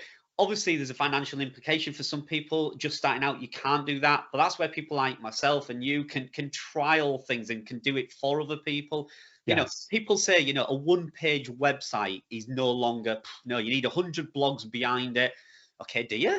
Okay, yeah, that tempts me to make a one-page website, yeah, chuck a load of videos and a load of backlinks to that one page. Can that work? No, Nobody knows. No, So no, because part of that sort of theory that buys into that, and I was doing it this week for the client because they manufacture probiotics, is I was looking for the intent on one particular question, and then all the big clinical websites that were out there written by doctors and nutritionists, they started with that, and then they moved into something totally different. And I'm thinking, well, that could have been a separate blog. yeah, So realistically, do you write a small blog that answers the intent, and that may only be 400 or 500 words, yeah. or do you bolt a series of those related topics together and see how it ranks? I don't know. Yeah, because yeah, again, keyword cannibalization. Just wrote an article on my website about it. It's one of the trickiest topics to cover is keyword cannibalization, because you know exactly what you're saying. You know, if I'm writing, you know, can a dog eat cat food, and then I go, you know, best cat food for dogs, Yes. are those two articles going to, you know, cannibalize each other and drop them in the rankings? And there are techniques and things you can do to test if that has worked, but they are technical. It is hard, and it is difficult to know. You know, do you do that one 5,000 word blog that is fully optimized and covers everything to do with dog food, or do you do 20 or 30 articles that cover it? Who knows? It is. I mean, I'm testing on one of the sites because I'm trying to use them as a social experiment. That's half the video, and I do as well, until there's a point where they do earn me decent money, and then I'll probably care a little bit more about them. I'll be more precious. But I was talking to a friend the other day, and I was going through two of the AI writers, Article Forge and Jarvis, and I was writing some content for him on a live stream to give him a start, give him, you know, help him out like you do. But we were talking about strategic branding.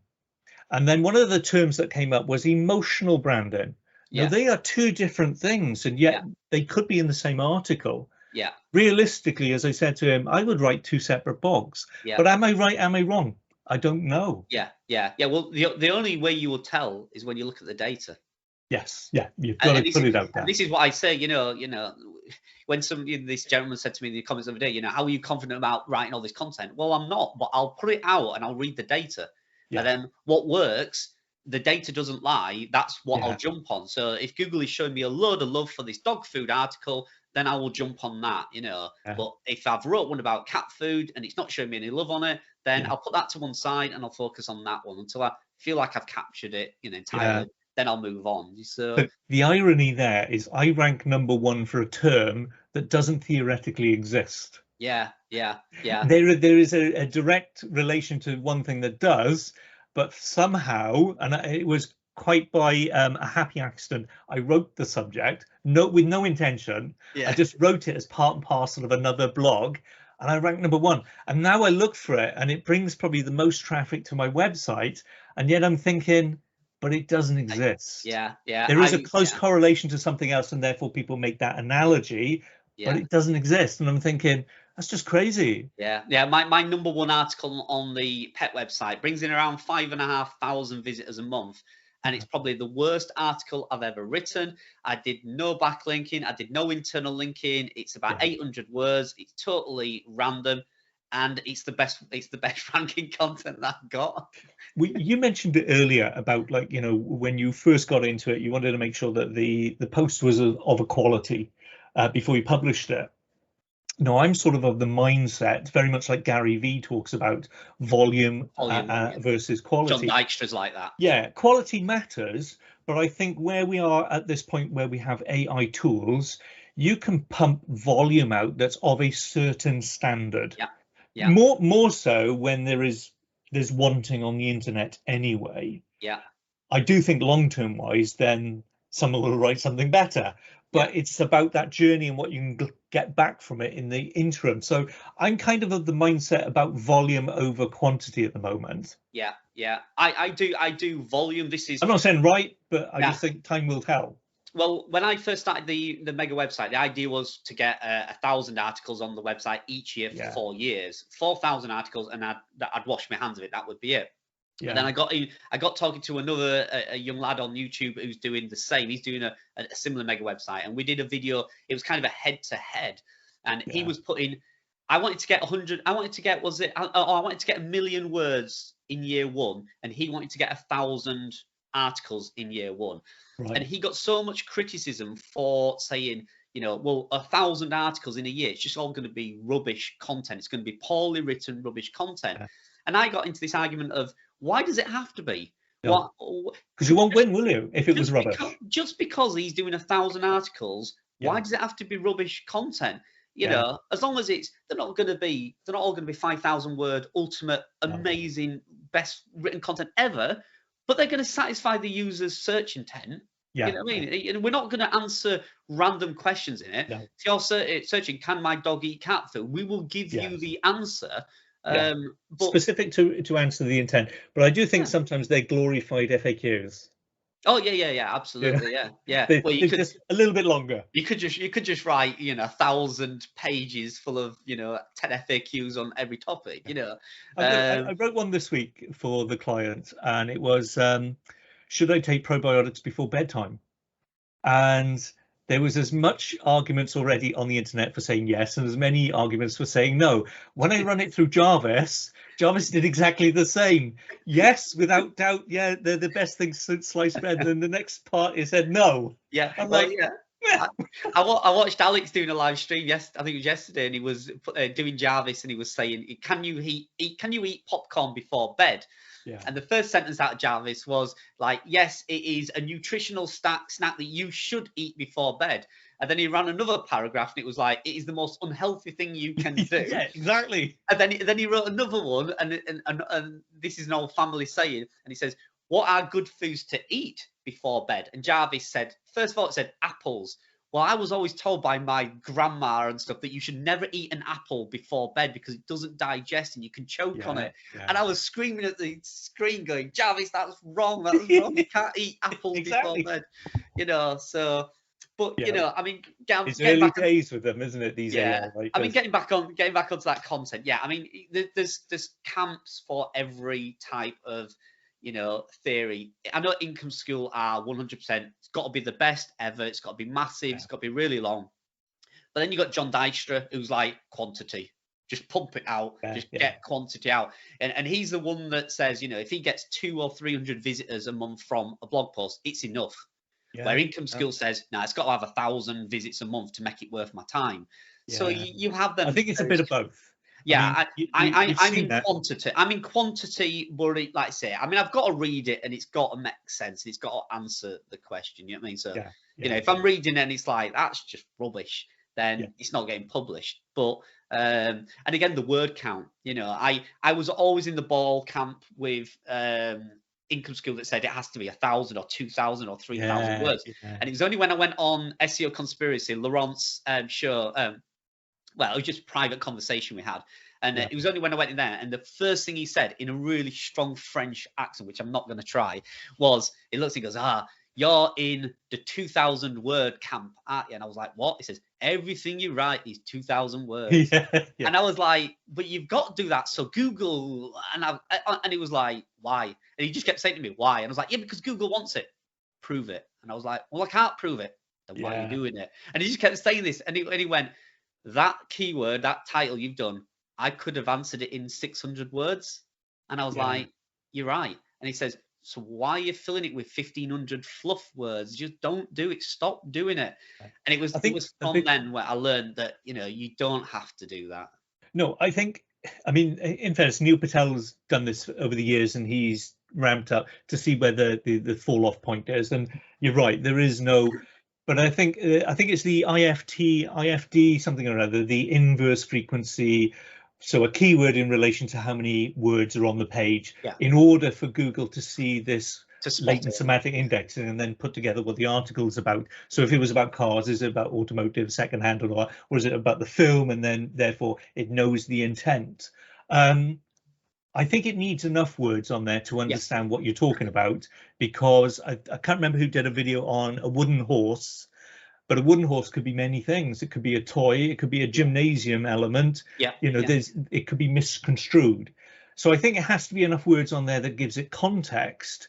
I do feel sometimes like when I use Article Forge, and it you know, you can either do 250, 500, or 750 plus, and it comes in normally around the 700.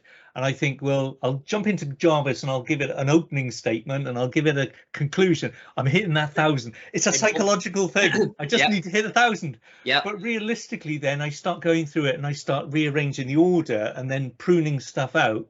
And I end up with something all around about 700-800 words. And I'm happy at that point. Yeah, definitely. And that's, like I say, I mean, we get influenced by certain people, and I mean, Yeah. how many times have you heard the word that hockey stick growth? Yeah. Well, Yeah. I mean, that came from income school. They just Yeah. mentioned it in one Damn video. that Ricky and Jimmy. Yeah, do you know what I mean? And that's stuck, and everybody now, whenever you talk about organic growth, everybody mentions that hockey stick growth.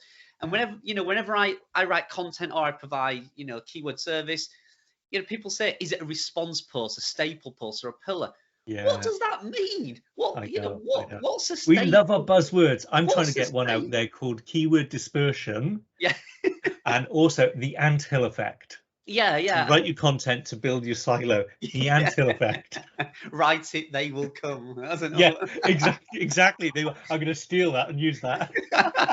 But it is, you could create, I mean, that might be a YouTube video. I might randomly create a buzzword and just see if I can To get be it fair to the income school, I viral. followed them for a number of years. They have provided so much wealth of information. Oh, But yeah. to be fair to them, they're rewriting their rule book all the time, which I think is the right approach. Yeah, I think it was very brave of them to say, right, we never use keyword research tools, we never do that. And then all of a sudden they're like, do you know what? There's actually a lot of value in it, and we're going to backtrack a little bit here. They're very brave to do that. I'm big Rick and Jim fans. I don't know if any of your audience know, but they came to my house. Yeah. I remember watching that. I saw the work ethic they did, which was insane. I expected them to turn up. I was going to take them out for breakfast. They were going to do a couple of hours work, and then I'd take them to a restaurant. I'd booked a table for lunch, and we're going to have some lunch. No, they sat on the settee, and they never moved for 7 hours. They never ate anything. Wow. I kept saying, cup of tea. They were like, why are you always drinking tea? No, let's crack on. And I was like, they just literally sipped water and just like, let's get this done. Wow. Both of them had a laptop. One was doing one project, one was doing another, and I was just kind of sat there going like, what do I do, guys? They were like, just leave it to us, and they were off. I like their style, how it's changed over time, and I'm starting to see that a little bit with yourself as well, that you're bringing more personality into the videos. I remember watching the one where Ricky went into his office and they put hens in there. Oh yeah. And I was thinking, because it could be a bit clickbaity, obviously, but it reminds you there's a human behind all this content. And I think that's important. Yes, AI is a wonderful thing out there. It's not there to replace. It's there to aid us and help us. And I can tell you, hand on heart, I work alongside a nutritionist who is guarded with the content that she writes. And she is now getting to the mindset. She can see the value of using it to help her, not replace her. And I think that's where we have to be smart. So like people watching this video who's struggling and thinking, how can I turn out blogs exponentially each week to transition from what there are a wonderful range of tools out there. I mean, literally, what I'll make sure there's a link into your YouTube channel and to your website below. More so if people want to reach out for you for your keyword care service. Can't get the words out. But also likewise to watch the plethora of videos that you've given that give that sort of insight. Yeah, I mean, at the minute, what I'm doing is on carlbroadbent.com is where I'm focusing, because I'm trying to turn a lot of my video content into written. So, because obviously not everybody watches YouTube, so, and not everybody likes that platform. So I'm trying to do the informational content that I've done on YouTube so, I did a video on keyword cannibalization. So I've written the blog post to complement that. Is it word for word then? Or you use a transcribed service, or you're writing it fresh? So I've got one of my writers. I've worked really closely with her for 4 years now. She kind of knows me inside out. So she's kind of transcribing the videos to some form and putting it into the blog post, and then I go in. She still does. She's American, so she does still get garbage and rubbish. She does tap. She does still occasionally get them, but she's pretty good, and she's even getting my Yorkshire humour a little bit in there. Which is really good, and she mentions like cups of tea like in every sentence. So she's really good at doing them, and then I go in and I'll edit it and I'll add these screenshots because but she's she has her own blogs as well, so she knows the Right. process. So when I'm saying about how to do alphabet search in Google to find a keyword, she knows how to do that. So she can Yeah, take yeah. screenshots of herself doing that. Perfect. So yeah, so on carlbroadbent.com, that's what I'm trying to do. I'm trying to get a lot more helpful information on there, because when I first started, it was just a platform to put all my videos on, really. Yeah. But now I'm trying to turn it into more of a blog, and like I say, a brand. I'm trying to build my brand, because Yeah, yeah, wisely. helping people, I find helping people more enjoyable than actually building my own portfolio at the Yeah, minute. no, I get where you're coming from. Yeah. I've really neglected my mega website, and I'm doing a giveaway website as well. I've kind of neglected the two, because I enjoy just seeing somebody else grow their website more at the minute than I do my own. So Yeah. as long as obviously I have to have a certain income coming in to feed my own family, but Yeah. I, Yeah, I but I I think am that's the enjoying that. realism of when you have a passion for something, it's never going to be a constant. You need times where you like we go on holiday, you just need times to change direction, change tact, Yeah. come away from it, and then come back enthused. Yeah, absolutely. Yeah, yeah. Except when I go on holiday, I'm still always taking books. Like, like Yeah, that's my current one at the minute. I did notice they were growing in front of the computer now. Yeah, Yeah, yeah. I mean, I've got a lot of books here, but there's some that I keep pulling out every now and again, and rereading and yeah, keep going over. I mean, the Pat Flynn one at the minute, super fan. Obviously, I'm trying to build a brand, and yeah, Pat Flynn is probably the world's best affiliate market at building a brand. His yeah. personality is, and his brand that he's built is incredible. So I'm learning a lot from that one. But yeah, I mean, I got Ricky's book a while back ago, but again, I went. It's been lovely weather, hasn't it? So we've been at the beach quite a bit. So I've Yeah, been and it's taking that nice. there. It's So still nice to do traditional stuff. I mean, oh yeah, I'll show you. I mean, when I built this man cave, my there you go. library is here. I have a very thorough library. Most of my collections all based around drama and comedy.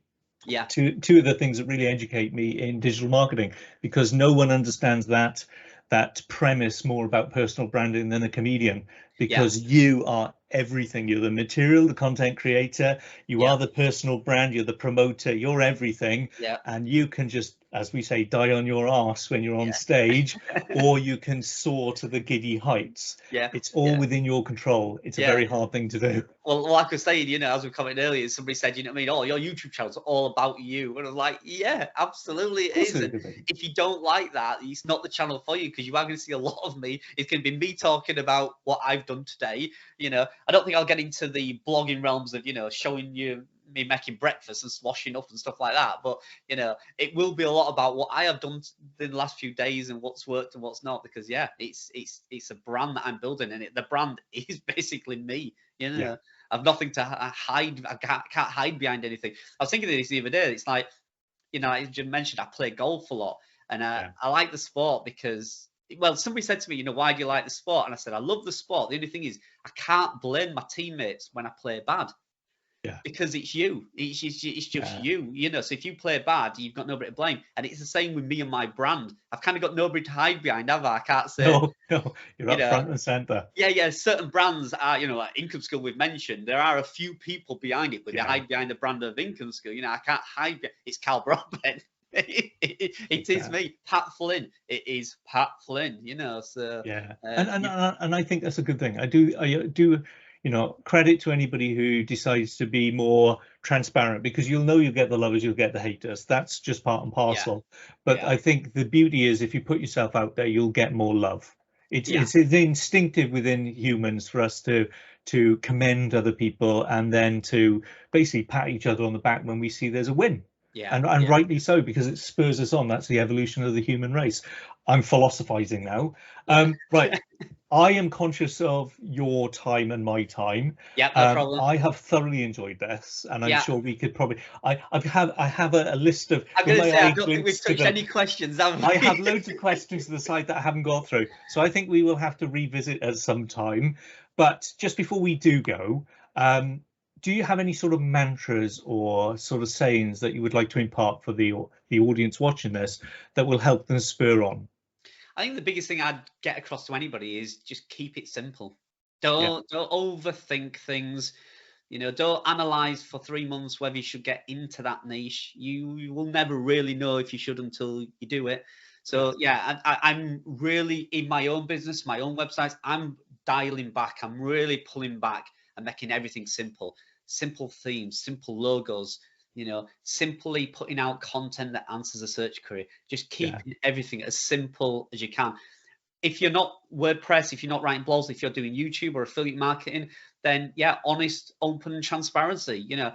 I don't do many lives, I don't do many streams, and it's not for fear of being caught out or anything, because literally what you see is what I do. I even put my P&Ls. My accountant says to me, my accountant says, "You've put your P&L online." I'm like, yeah. And she's like, "Why?" I was like, "Why not?" So if you put yourself out there and you're honest and open, you can't get tripped up. You can't, you're not fooling anybody. So yeah, if you're in YouTube, you're doing TikTok, anything like that, then yeah, just be open and honest, and people will love you for it. Don't strive for perfection as well. That's the other thing. True. When I first did my YouTube videos, every little clip had to be perfect. It had to be. I had to get every word in a certain font. It had to be the same size. I don't care now. The message is more important than how it's delivered. With you saying, let's get into this. Yeah, exactly. Which is nice, because like Alex has his, and in this video, I do like those little quips. Yeah, they I don't even know where that personal came brand. from. I don't even know where it came from. I honestly don't know, and I found myself saying it a lot. I do edit out a lot of ums. Apparently, I do we're all a lot. joking. I once remember in a business meeting, I did a presentation, and the woman said, it was a fantastic presentation, but you say a lot. And then it got picked up in my videos, and I've had a few spoof videos done about it. I did watch that on the Did Discord. you see that was wonderful. That was. My son found it the other day, and he said, "Do you know this dude? Somebody's taking the mickey out here." And I said, "No, I know him. It's fine." Hats off. That was a nice. That was an appreciation, I think, at the end of the day, because that was some serious work to put together. It was, absolutely. I mean, he did another video for me recently that I actually paid him to do, where he did a compilation of my past year on YouTube, and that was really good to see as well. He's very talented at what he does. But yeah, like I said, don't strive for that perfection. It's not going to be the end of the world if you publish a blog post and you got the odd spelling mistake, or your grammar's not right. I mean, I don't even worry about grammar anymore on my blog posts. I split all the paragraphs up anyway. Well, the difficulty is that like when I do for the client, and we have an audience that's half in America and half in the UK. And we talk about things like diarrhea and stuff like that, and they spell different. You're kind of like thinking, what do I go with? We're UK based, so therefore I kind of think, right, well, we'll just go for the UK version. But ultimately, I kind of know from an SEO perspective, I want a bit of both. Yeah, well, people say to me, "Why do you always publish your income reports in dollars?" It's like, because I kind of get paid in dollars. All the money I get is paid in dollars. 70% of my audience is US. So it just makes sense, to do that rather than convert it all and stuff. So Alex goes mad at me. He's like, "You're British. Everything should be British," And then I'll, as he lives in his cubby hole. Well, then I'll say, "Well, why are you, doing a video on that?" And he'll go, "Oh, okay, that is kind of catering to the US audience, So, but no, I mean, the three things I would definitely say is, like I say, keep it simple, be honest and open, and don't strive for perfection, because if you do, it will stop you doing anything. So just do it, analyze the data, and then learn from that. So yeah, great advice. That's all I give. It only leaves me to say many thanks, Carl. I do appreciate it. I will put all the links in the feed, the description below. But I really do appreciate it, and I've enjoyed our time together, and hopefully we'll have another catch up soon. Yeah, let's do another one. I mean, if you want to do a quick fire Q&A, and we'll answer probably the list of questions we haven't even touched, absolutely fine. Just reach out to me. We'll do that. Fantastic. Lovely. Thanks. Thanks very much. Keep well. Thanks, Carl. Thank you for joining us today on the interview with Carl Broadbent. I'm sure you'll agree there's lots of information and takeaways that you can hopefully set you on that right path to either start or continue with your affiliate marketing and push yourself forward. It is a true passive income. Yes, it requires effort and investment to get the wheels turning, but it can be so rewarding once you find your particular niche. And never be afraid of what particular niche to jump in. Choose something you're familiar to and get started. Some wonderful takeaways from Carl, as he mentions in there, about getting started, not overcomplicating things, keeping it quite simple, and basically don't expect things to be perfect. And that is so true in life, is that while you're over there trying to make a perfect plan, other people are getting on with it and they'll get the result. So some great insight provided. Unfortunately, I didn't ask or manage to ask all the questions I really wanted to, but that's because the interview really flowed, and you can see that in the time log. Again, I will revisit, and Carl and I hopefully will do more of an FAQ sometime down the road. So if you have any questions you'd like to pose to Carl, please do leave them in the comments below, and I will use those within that forthcoming interview. Once again, it remains for me to say thank you for your time, and hopefully you're enjoying these interviews. And if you wish to propose anybody else that you feel is in the right sort of market, be that SEO or digital marketing or the affiliate world, please reach out to me, and I will then make contact with them and see if we can get them on the interview, the podcast, whatever the name of this thing is. You know what, sometimes doing these end of a podcast or an interview and summing up and thanking you for your time, which is absolutely vital, I do appreciate, and I get some nice positive comments for you, and that helps spur me forward to what I can do next and how we can create more content. But likewise, it's really nice when you come across somebody who is entertaining, insightful, but also the time just flies by and you don't realize. And I'm sure you'll agree, you can see that in the time log. So thank you to you, but also a big thank you to Carl Broadbent for his time and effort. And as that PlusNet advert says, like he is a Yorkshire boy, that'll do. We had a fantastic time. So it's hopefully somewhere down the road, he and I will reconvene, and I can ask him all the original questions I had and didn't get round to, because literally we just sort of ebbed and flowed going forward, which is quite nice when you're holding an interview.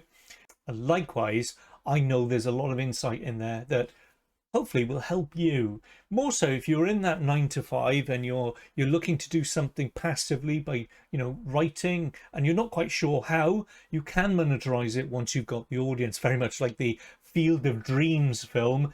If you build it, they will come. It's very much that in the affiliate marketing. As long as you've done some sound keyword research and you know what will appeal to your target audience, you'll be on the right path. Likewise, I put all the descriptions for Carl's keyword care package below, and his YouTube and Discord group. If you have any comments you wish me to ask in hopefully a forthcoming interview, but FAQ style interview with Carl, please do put them in the comments below. I read every single one of them, and I'll make sure we use them going forward. But it remains for me to say a big thank you to Carl, big thank you to you for following these interview stroke podcasts. Not really come up with a name for it yet. And likewise, if you want to click that notification button and subscribe, do the usual business that obviously helps propel this channel forward. But in the meantime, it just, from me, a big thank you. Look forward to seeing you in the next one. Signing out. Thank you.